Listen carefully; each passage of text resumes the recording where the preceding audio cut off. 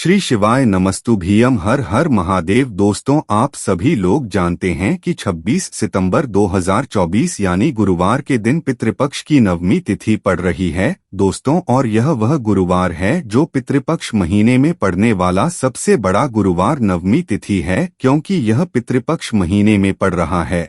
और आप सभी लोग जानते हैं कि पितृपक्ष का महीना 18 सितंबर से शुरू होकर 2 अक्टूबर तक चलेगा। गुरु जी ने कहा, पितृपक्ष महीने का अपना एक अलग महत्व होता है।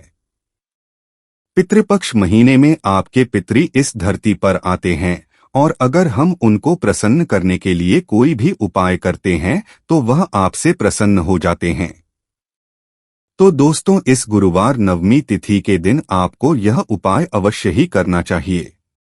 और दोस्तों, आप सभी लोग जानते हो, पितृपक्ष गुरुवार नवमी तिथि का अगर सबसे बड़ा कोई उपाय है तो वह एक चुटकी काला तिल वाला उपाय है। तो दोस्तों, इस गुरुवार नवमी तिथि के दिन आप लोगों को इस एक चुटकी काला तिल वाला उपाय को जरूर करना है। बहुत सारे लोग होंगे जिन लोगों ने इस उपाय को ना किया हो, मतलब पूरा साल निकल गया, उन्होंने किसी भी दिन इस एक चुटकी काला तिल वाला उपाय को ना किया हो।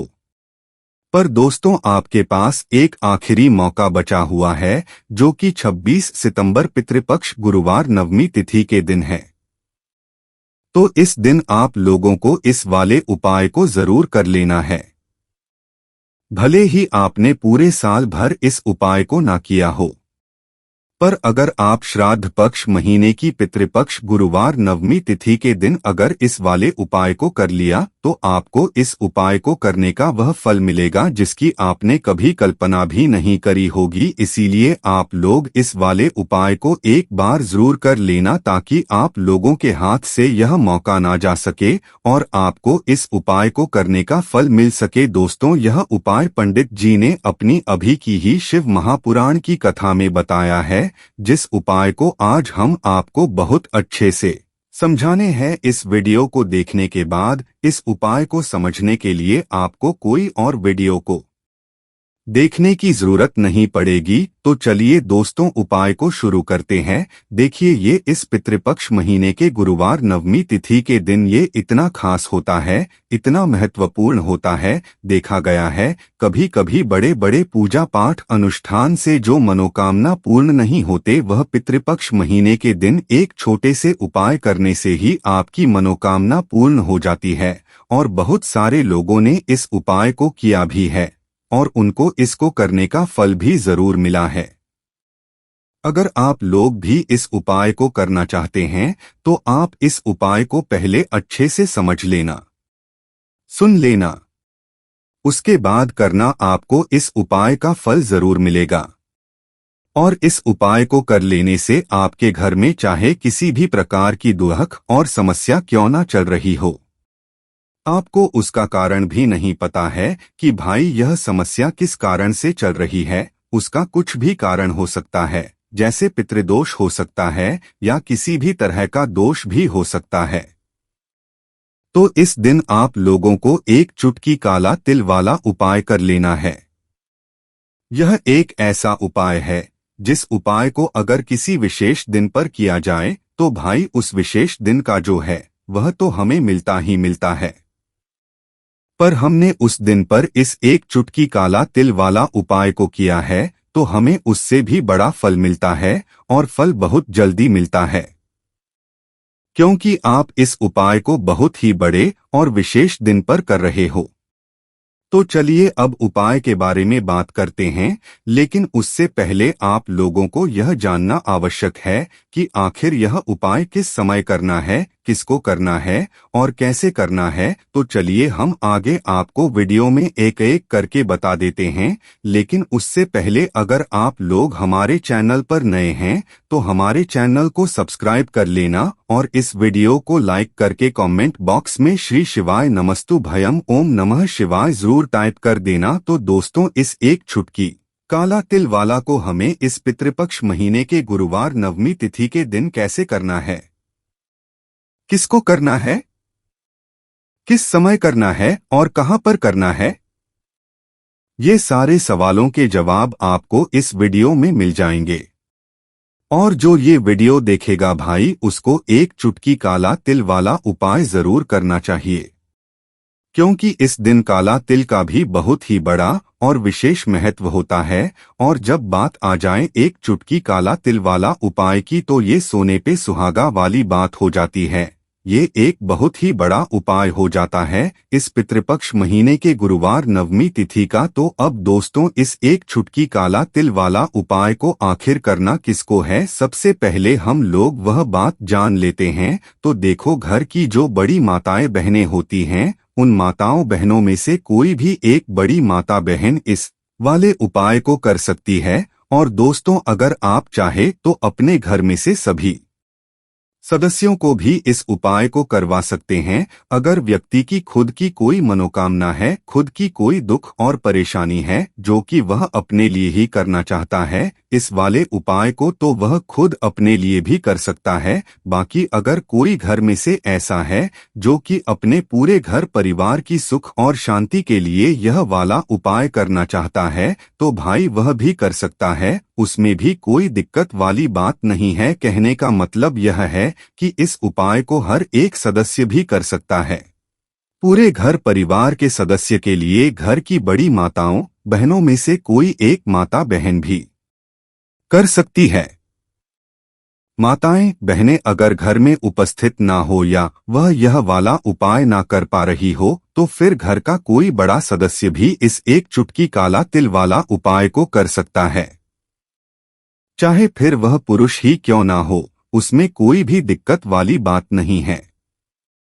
उसके बाद में दोस्तों, जो अगला प्रश्न निकल कर आता है वह यह आता है इस उपाय को लेकर कि आखिर इस उपाय को हमें किस समय करना है, सुबह के समय करना है कि शाम के समय करना है। तो देखो, इस वाले उपाय को आप लोग सुबह के समय भी कर सकते हो और शाम के समय प्रदोष काल में भी कर सकते हो। अब अगर आप पूछो कि भाई साहब सबसे उत्तम समय कौन सा रहेगा इस एक चुटकी काला तिल वाला उपाय को करने का, तो हम आपसे बस यही कहेंगे कि इस उपाय को आप सुबह के समय करेंगे तो ज्यादा बेहतर होगा। बाकी अगर शाम के समय भी करेंगे तो भी अच्छा होगा, उसमें कोई भी दिक्कत वाली बात नहीं है। तो अब दोस्तों, जो अगली सबसे बड़ी और महत्वपूर्ण बात आती है वह यह आती है कि सुबह अगर हम उपाय को करेंगे तो हमें कितने बजे से ले कितने बजे तक के बीच में करना है, और शाम के समय प्रदोष काल में करेंगे तो हमें कितने बजे से लेकर कितने बजे के बीच में करना है।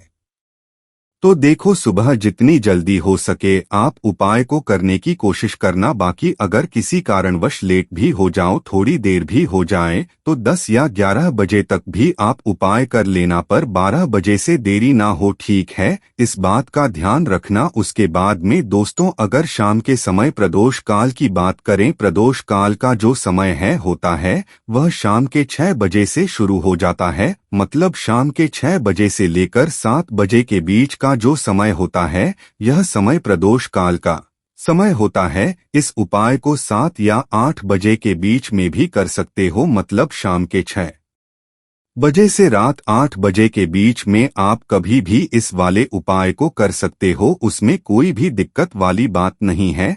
परंतु पितृपक्ष महीने के गुरुवार नवमी तिथि के कोशिश करना कि समय के अंतर्गत ही कर लो।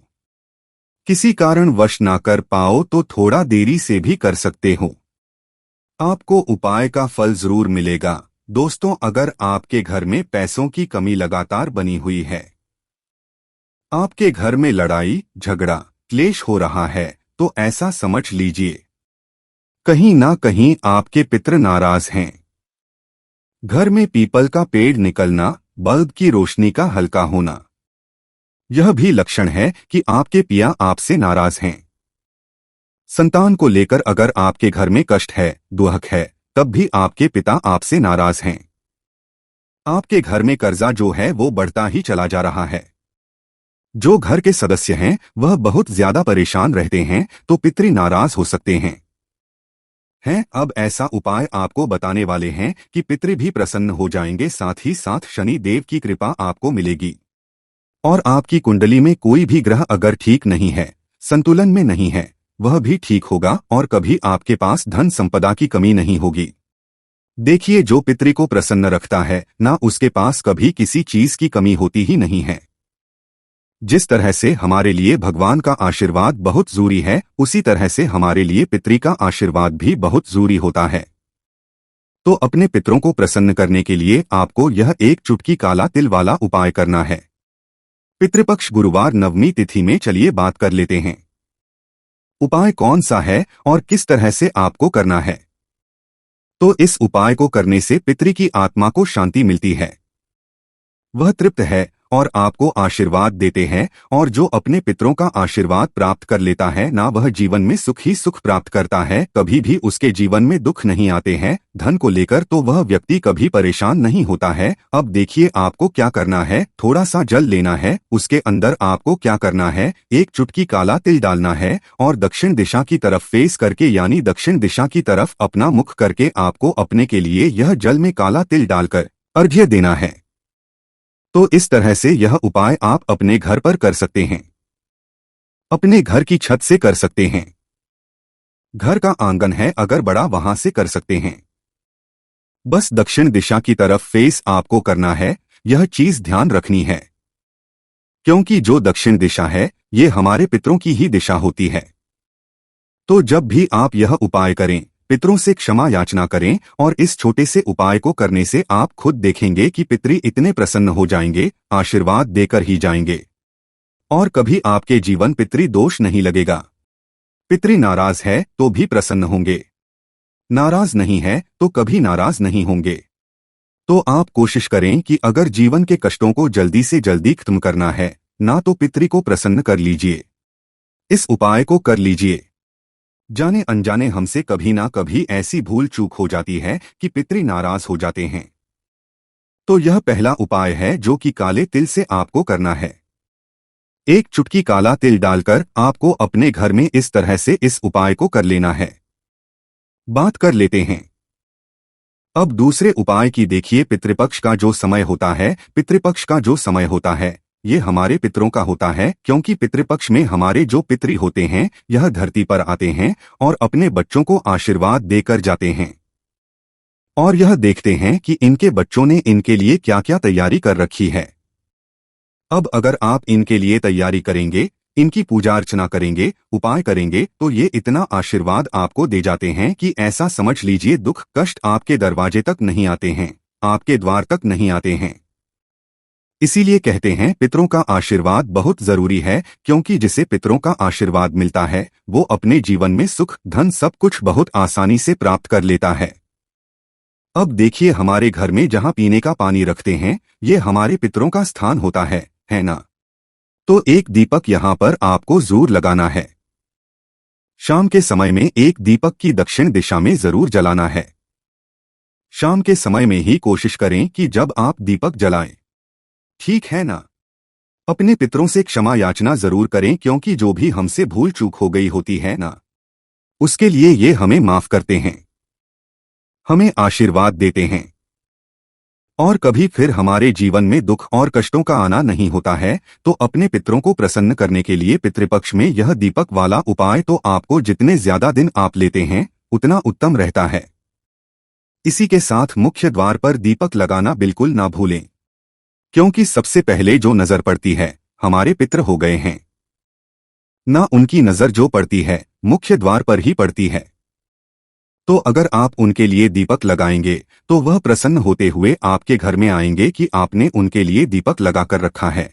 तो तिल के तेल का या सरसों के तेल का दीपक आपको मुख्य दरवाजे पर जरूर पितृपक्ष गुरुवार नवमी तिथि में लगाना चाहिए अपने पितरों के लिए। इसी के साथ अगर आप जल में काला तिल डालकर महादेव की शिवलिंग पर चढ़ाते हैं तो कितना भी बड़ा पितृ दोष आपके घर में हो, पितृ चाहे कितने भी नाराज क्यों ना हो, पितृ तुरंत प्रसन्न होते हैं। बस ध्यान रहे कि जल जो आप लेंगे वह आपको अपने घर का ही लेना है और उसमें काला तिल जरूर डालना है और महादेव के शिवलिंग पर चढ़ाना है। देखिए, जब भी आप अपने घर का जल महादेव की शिवलिंग पर चढ़ाते हैं अपने पितरों का ध्यान करते हुए, वो जल सीधे आपके पितरों को प्राप्त होता है, सीधे आपके पितरों तक पहुंचता है। इसीलिए जब भी आप पितृपक्ष में महादेव के शिवलिंग पर अपने घर का जल चढ़ाएंगे वो सीधे जाकर आपके पितरों को प्राप्त होगा और पितृ जो है ये आपके तृप्त हो जाएंगे। तो कोशिश करें कि जब भी आपको समय मिले चाहे एक बार करें, आपको पितृपक्ष में महादेव के शिवलिंग पर काले तिल जल को जरूर अर्पित करना चाहिए, क्षमा याचना करनी चाहिए।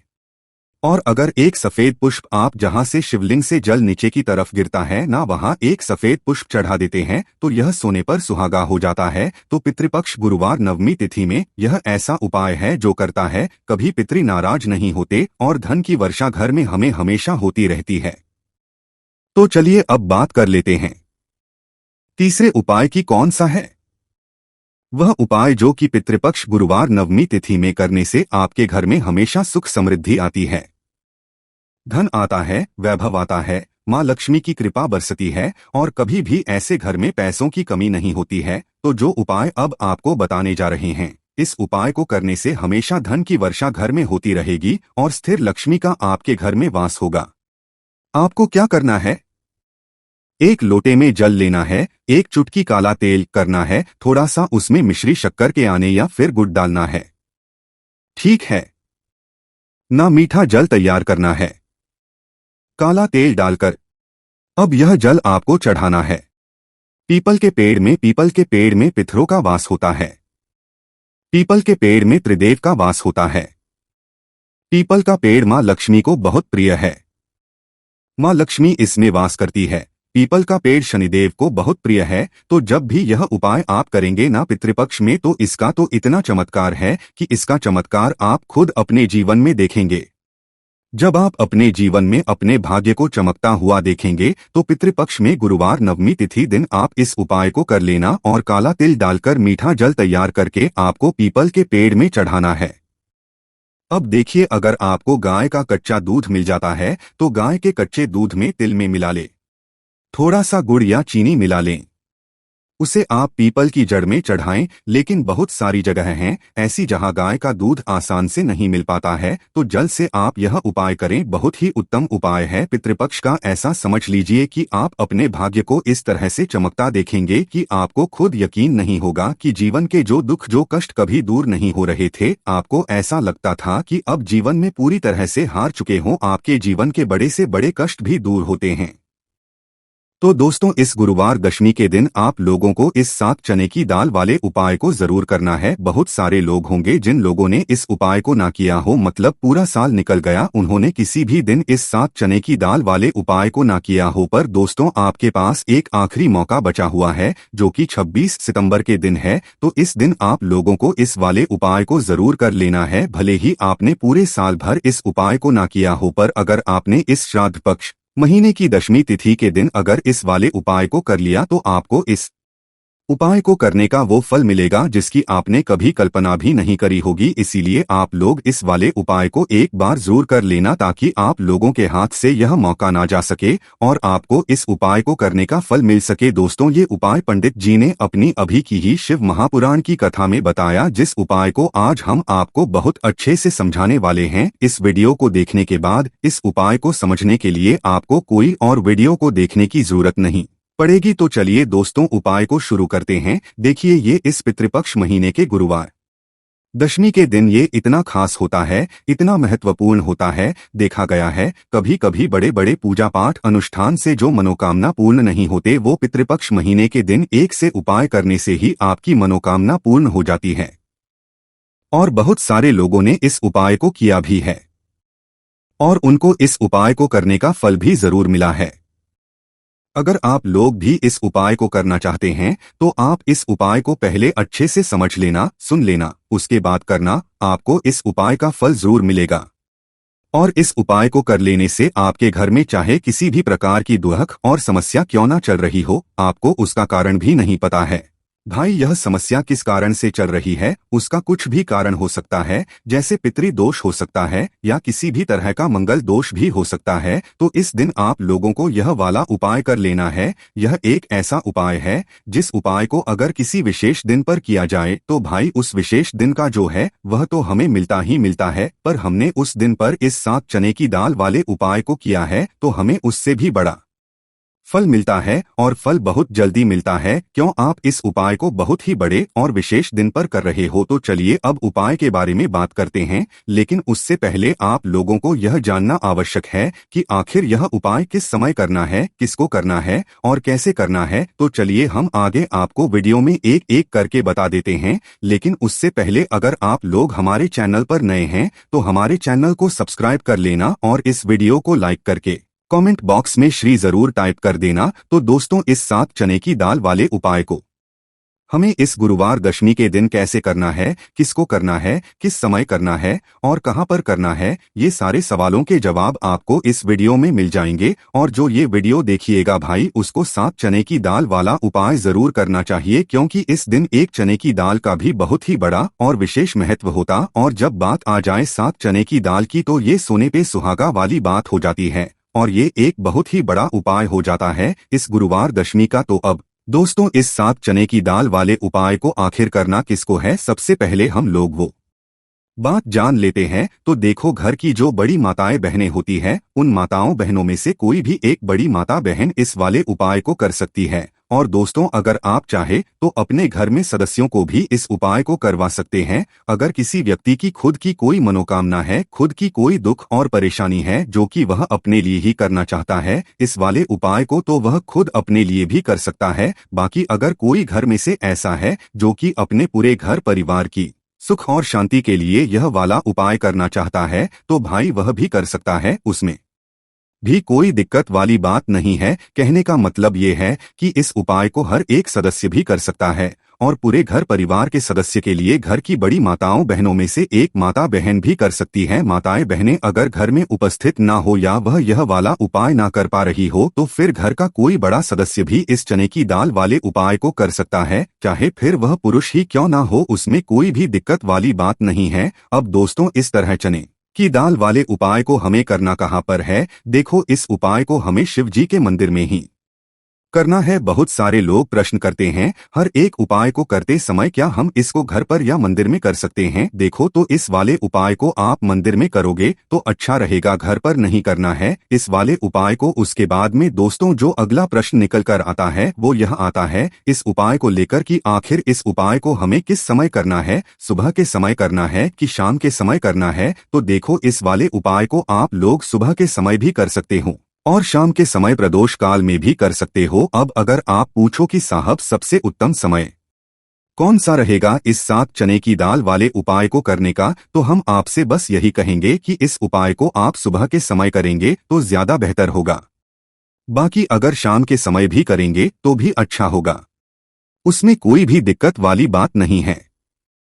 तो अब दोस्तों, जो अगली सबसे बड़ी और महत्वपूर्ण बात आती है वो ये आती है कि सुबह अगर हम उपाय को करेंगे तो हमें कितने बजे से लेकर कितने बजे तक के बीच में करना। शाम के समय प्रदोष काल में करेंगे तो हमें कितने बजे से लेकर कितने बजे के बीच में करना है? तो देखो, सुबह जितनी जल्दी हो सके आप उपाय को करने की कोशिश करना। बाकी अगर किसी कारणवश लेट भी हो जाओ, थोड़ी देर भी हो जाए, तो 10 या 11 बजे तक भी आप उपाय कर लेना, पर 12 बजे से ज्यादा देरी ना हो, ठीक है? इस बात का ध्यान रखना। उसके बाद में दोस्तों, अगर शाम के समय प्रदोष काल की बात करें, प्रदोष काल का जो समय होता है वो शाम के 6 बजे से शुरू हो जाता है। मतलब शाम के 6 से लेकर 7 बजे के बीच का जो समय होता है, ये समय प्रदोष काल का समय होता है। पर अभी जो मौसम चल रहा है, इस मौसम में जो है शाम बहुत देरी से होती है, तो आप इस उपाय को 7 या 8 बजे के बीच में भी कर सकते हो। मतलब शाम के 6 बजे से रात 8 बजे के बीच में आप कभी भी इस वाले उपाय को कर सकते हो, उसमें कोई भी दिक्कत वाली बात नहीं है।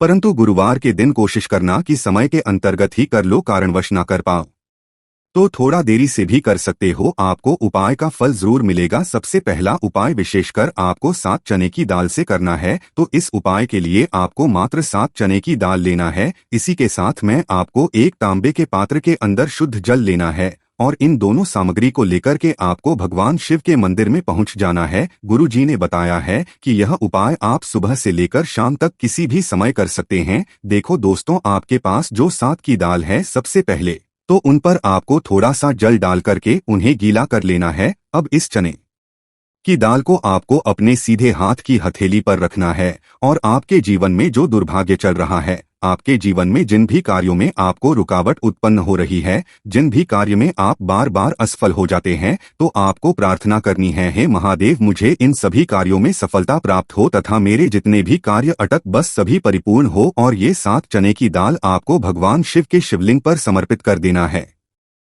बृहस्पतिश्वर महादेव का मन में स्मरण करते हुए गुरु जी ने कहा है कि जो भी व्यक्ति गुरुवार के दिन इस प्रकार से चने की दाल समर्पित कर देता है शिवलिंग पर, उसके जीवन से सारा दुर्भाग्य दूर हो जाता है। अब दोस्तों, अंत में जो एक जल का पात्र है आपके पास, इसे भी आपको भगवान शिव की लिंग पर अर्पित कर देना है और श्री इस मंत्र का जाप करते हुए बस इतना सा उपाय करना है, आपको आपके जीवन का जितना भी दुर्भाग्य है वह सभी दूर होगा। अब दोस्तों, हम बात करते हैं दूसरे विशेष उपाय के बारे में। यह उपाय विशेषकर आपकी जो भी मनोकामनाएं हैं उन्हें परिपूर्ण करने वाला है। यदि आपको ऐसा लगता है कि आपने कई प्रकार के उपाय कर लिए हैं लेकिन महादेव अभी तक आपकी जो है उसे परिपूर्ण नहीं कर रहे हैं, तो आपको ये उपाय जरूर करना है। देखिए, इस उपाय को करने के लिए मात्र आपको एक गुड़ का लेना है। इसी के साथ में आपको एक तांबे के पात्र के अंदर शुद्ध जल लेना है। देखिए, गुरुवार के दिन यदि हम गुड़ वाले जल से उपाय करते हैं तो बहुत ही चमत्कारी माना जाता है और इससे जो हमारा बृहस्पति ग्रह है वह भी मजबूत होता है। बृहस्पति ग्रह यदि हमारा मजबूत होता है तो हमें कभी भी जीवन में धन संपदा की कमी नहीं होती है। हमारे जीवन दुर्भाग्य होता है वह भी सौभाग्य में बदल जाता है। तो देखिए दोस्तों, इस उपाय के लिए आपको एक गुड़ का टुकड़ा लेना है, एक तांबे के पात्र के अंदर शुद्ध जल लेना है और इन दोनों सामग्री को लेकर के आपको भगवान शिव के मंदिर में पहुंच जाना है। अब दोस्तों, इसे गुड़ के टुकड़े को आपको उससे जल के पात्र के अंदर डाल देना है और गुड़ से युक्त जल आपको तैयार कर लेना है। आप इस जल को भगवान शिव की शिवलिंग पर अर्पित कर देना है। श्री शिवाय नमस्तु भयंकर इस मंत्र का जाप करते हुए और बृहस्पतिश्वर महादेव का मन में स्मरण करते हुए जो भी व्यक्ति गुरुवार के दिन इस प्रकार से यह गुड़ वाला जल समर्पित कर देता है शिवलिंग पर, उसके जीवन में कैसी भी कोई भी मनोकामना होगी वो हमारे महादेव परिपूर्ण कर देते हैं। तो आपको मनोकामना पूर्ति के लिए ये छोटा सा और सरल सा उपाय भी अवश्य ही करना। अब दोस्तों, हम बात कर लेते हैं तीसरे विशेष उपाय के बारे में। देखिए दोस्तों, इस उपाय के लिए आपको मात्र एक तांबे के पात्र के अंदर शुद्ध जल लेना है। इसी के साथ में आपको 11 चावल यानी कि अक्षत के दाने लेना है। देखिए, चावल के दानों को लेते समय आपको ध्यान रखना है कि ये कहीं से भी टूटे हुए या फिर खंडित नहीं होने चाहिए। इसी के साथ में आपको थोड़ा सा पीला चंदन भी लेना है। अब देखो दोस्तों, सबसे पहले तो इन सभी सामग्रियों को लेकर के आपको पहुंच जाना भगवान शिव के मंदिर में। देखिए दोस्तों, सबसे पहले तो आपके पास जो चावल के दाने हैं उनमें आपको ये पीला चंदन सा डाल देना है और उन चावल के दानों पर आपको थोड़ा सा जल डाल करके उन्हें गीला करना है, यानी कि उन चावल के दानों को आपको पीला कर लेना है। इसी प्रकार सबको इन चावल के दानों को तैयार करना है, यानी कि यह जो चावल के दाने हैं स्वर्ण के समान हो चुके हैं और ये जो आपने चावल के दाने स्वर्ण के समान जो तैयार किए हैं इन्हें आपको भगवान शिव के शिवलिंग पर समर्पित कर देने हैं महादेव का मन से स्मरण करते हुए। देखो, गुरु जी ने बताया है कि जो भी व्यक्ति पीले चंदन से युक्त इन चावल को तैयार करके शिवलिंग पर गुरुवार के दिन इस प्रकार से समर्पित कर देता है उसके जीवन में जितना भी दुर्भाग्य है वो सभी दूर होने लगता है और जीवन की जो दरिद्रता है उससे भी उसको मुक्ति मिलने लगती है। अब दोस्तों, अंत में जो आपके पास एक तांबे के पात्र के अंदर जल है इसे भी आपको भगवान शिव के शिवलिंग अर्पित कर देना है। श्री शिवाय नमस्तुभ्यम इस मंत्र का जाप करते हुए और बृहस्पतिश्वर महादेव का मन में स्मरण करते हुए देखिए, ये सभी उपाय छोटे छोटे हैं लेकिन इनका जो फायदे हैं वह बहुत ही अधिक मिलेंगे। आपके जितने भी कार्य हैं वह सभी सिद्ध होते चले जाएंगे। आपके जितने भी कार्य में आपको रुकावटें आ रही हैं बस सभी दूर होती जाएंगी। दोस्तों, अब हम बात कर लेते हैं चौथे विशेष के बारे में। इस उपाय के लिए आपको लेना है 11 चावल के दाने। गुरु जी ने कहा है चावल के दाने खंडित नहीं लेने हैं, बिल्कुल साबुत होने चाहिए। उसके साथ में आपको लेना है एक बेलपत्र। बेलपत्र का भी एक नियम है, अगर आपके पास बेलपत्र नहीं है तो आप शिवलिंग से उठाकर उसको पुनः शुद्ध जल से धोकर इस्तेमाल कर सकते हैं। इस प्रकार आपको बेलपत्र लेना है। इसके बाद आपको एक लोटा जल लेना है। अब ये सब सामग्री लेकर आपको जाना है महादेव के मंदिर में। देखो, अब आपको उत्तर साइड में खड़े हो जाना है और सबसे पहले आपको एक बेलपत्र हाथ पर और 11 चावल दाने रखकर शिवलिंग के ऊपर अपना नाम और गोत्र बोलते हुए समर्पित कर देना है और ओम नमः शिवाय श्री शिवाय नमस्तुभ्यो का लगातार जाप करना है। अब आपको जो एक लोटा जल साथ में लेकर आए थे उसे धीरे धीरे बेलपत्र और चावल दाने के ठीक ऊपर आपको समर्पित करते जाना है और शिवपुराण के मूल मंत्र श्री शिवाय नमस्तुभ्यों का 11 बार जाप करना है और अपनी मनोकामना बोलते जाना है।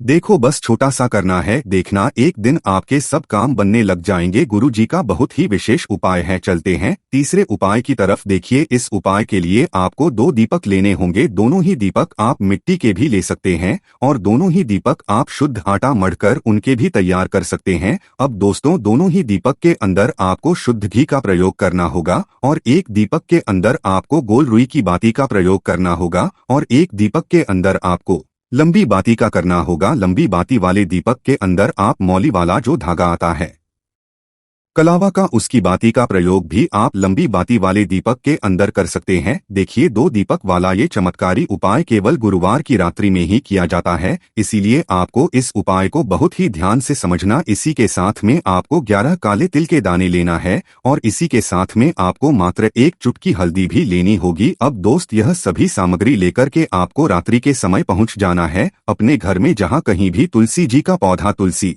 माता का निवास स्थान है, वहां पर देखिए दोस्तों सबसे पहले तो आपके पास जो एक गोल बाती का दीपक, उसे आपको तुलसी जी के वहां पर प्रज्वलित करना है। दीपक को प्रज्वलित करते समय आपको ओम नमो भगवते वासुदेव इस मंत्र का 11 बार जाप कर लेना है। अब देखिए दोस्तों, आप जो 11 काले तेल के दाने लेकर के आए हैं उन्हें आपको अपने सीधे हाथ में रखना है और जो आपने गोल वाला दीपक प्रज्वलित किया है माता तुलसी जी के वहां पर, उसके ऊपर से आपको इन 11 काले तिल को गड्ढे ही की दिशा में घुमाना है। आपको अपना नाम और अपनी गोत्र को बोल देना है और फिर आपको इन काले तिल को उससे जलते हुए दीपक के अंदर डाल देने हैं। देखिए काले तिल भगवान विष्णु के पसीने से उत्पन्न हुए हैं और जब भी हम यह दीपक गुरुवार की रात्रि में प्रज्वलित करते हैं तो इससे हमें हमारे कर्ज में राहत मिलती है, हमारे में धन प्राप्ति के नए नए मार्ग खुलते हैं, हमारा अगर कोई भी कार्य रुका हुआ है तो वह भी परिपूर्ण होता है। देखिए गोल बाती का जो दीपक है विशेषकर हम माता तुलसी के वहां पर भगवान विष्णु और माता लक्ष्मी के निमित्त प्रज्वलित कर रहे हैं, क्योंकि गुरुवार का जो दिन है वह विष्णु भगवान और माता धन लक्ष्मी को समर्पित होता है। इस प्रकार से आपको ये दीपक प्रज्वलित कर देना है। अब जो आपके पास लंबी का दीपक है, 1 चुटकी हल्दी है, तो इससे आपको लेकर के पहुंचना है अपने घर के मंदिर में। आपके घर के मंदिर में माता लक्ष्मी की जो भी प्रतिमा ही मूर्ति है उनके सामने सबसे पहले तो आपको ये लंबी का दीपक रखना है। फिर आपको दीपक को प्रज्वलित कर देना है। दीपक को प्रज्वलित करते समय आपको महालक्ष्मी इस मंत्र का जाप करते रहना है। अब दोस्तों आपके पास जो 1 चुटकी हल्दी है उसे आपको अपने सीधे हाथ में रखना है और इस 1 चुटकी हल्दी आपको उस दीपक के ऊपर से 11 बार की दिशा में घुमाना है और आपको महालक्ष्मी नमः मंत्र का जाप करते रहना है और इस 1 चुटकी हल्दी को आपको उसे दीपक के अंदर डाल देना है। देखिए 1 चुटकी हल्दी वाला जो दीपक है आपके जीवन से दुर्भाग्य को समाप्त करता है, माता लक्ष्मी की आपको कृपा प्राप्त करवाएगा, धन प्राप्ति के आपके जीवन में नए नए मार्ग बनाएगा। तो इस प्रकार से आपको यह अवश्य करने हैं।